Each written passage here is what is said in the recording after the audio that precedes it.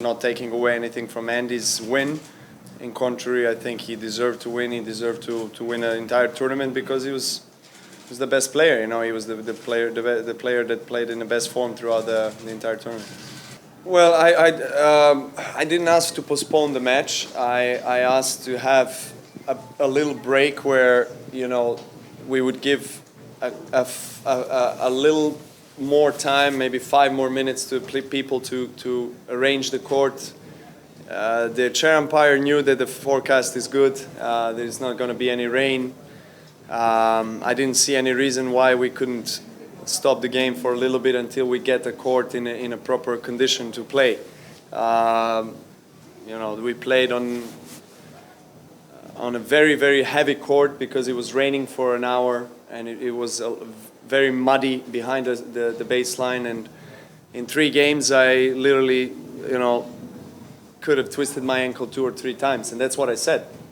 And then I asked him, you know, is it necessary that something like this happens, that somebody gets injured until he realizes what's going on? And you know, it's in the end of the day, I guess, his decision whether or not the court is playable.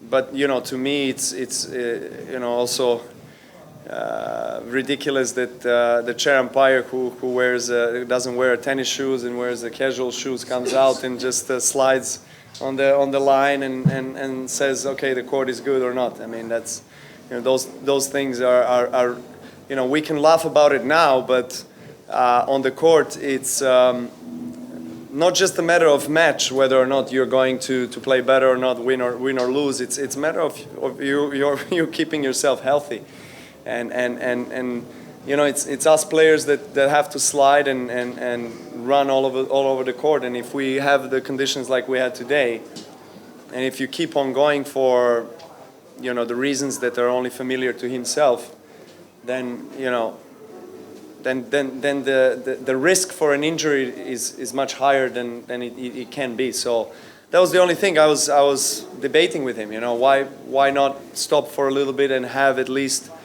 a little more time to get the court. It doesn't take long. You know, just a little more time to dry and get it in a proper state so we can play on the high level.